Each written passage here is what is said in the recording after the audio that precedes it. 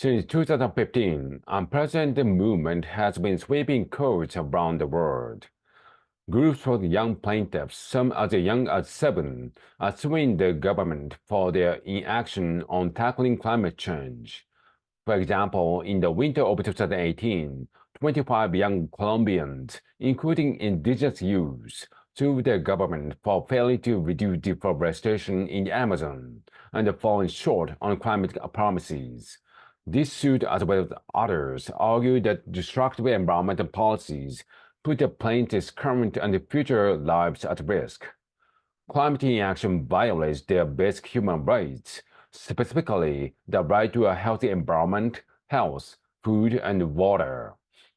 But what do human rights have to do with the environment? Do you have the right to breathe clean air, to live in the world with white rhinos, polar bears, and lima leaf frogs? What about the right to mangroves and coral reefs? The first international document to outline human rights was adopted by the newly formed United Nations in 1948 against the backdrop of the two world wars marked by countless atrocities and barbaric acts. This document, known as the Universal Declaration of Human Rights, or UDHR, describes the inherent freedom that belongs to all people, no matter who they are or where they live, and which can be granted or revoked. It establishes a right like freedom of thought, political liberties like a right to a fair trial, and socioeconomic and cultural rights, like the right to adequate housing and health care.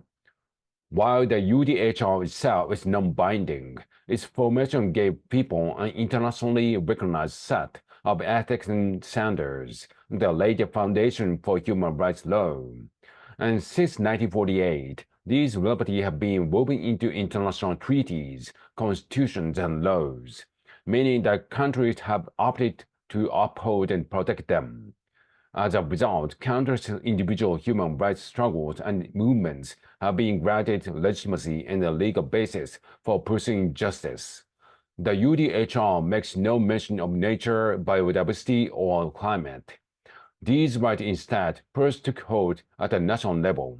Many countries within the global south, often influenced by indigenous laws and worldviews, incorporated the right to a healthy environment into the constitutions and regional treaties. Soon, human rights advocates were calling on the rest of the world and the United Nations to recognize the right as well. Many argue the very principle of the UDHR depends on access to healthy ecosystems. Each year, millions of people die from air and water pollution. Declining pollinator populations threaten basic food security, and the loss of coastal habitats has left millions exposed to greater risks from destructive floods and hurricanes. Protecting this right is more urgent now than ever before. Climate change is causing more frequent heat waves, longer droughts, and more destructive wildfires. Without rapid and significant change, the planet is at risk of mass extinction, which could wipe out a quarter of the world's biodiversity by 2100. Such losses to natural ecosystems will likely have disastrous knock-on effects, further threatening food supplies, destroying livelihoods, and leaving humanity more vulnerable to disease. Thankfully, momentum is building. Today, over 150 countries and jurisdictions have enshrined the right to a healthy environment into national legislation. On April 1st, 2018, the Colombian Supreme Court ruled in favor of young plaintiffs, finding that government was legally obliged to reduce deforestation and greenhouse gas emissions in order to protect the right of present and future generations. This case and similar historic wins by young people in the courts of the Netherlands, Germany, and the US has inspired others to take up the cause.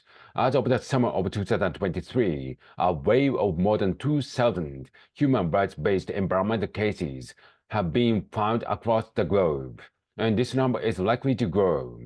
In 2022, a overwhelming majority of UN General Assembly states came together to keep human rights aligned to a changing world by recognizing the right to a clean, healthy, and sustainable environment.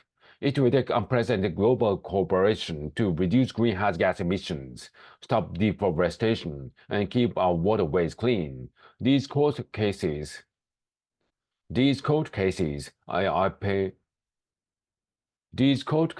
are a powerful first step to hold government accountable and to give future generations a better chance to breathe clean air and live in a world with white rhinos, polar bears, and coral reefs for years to come.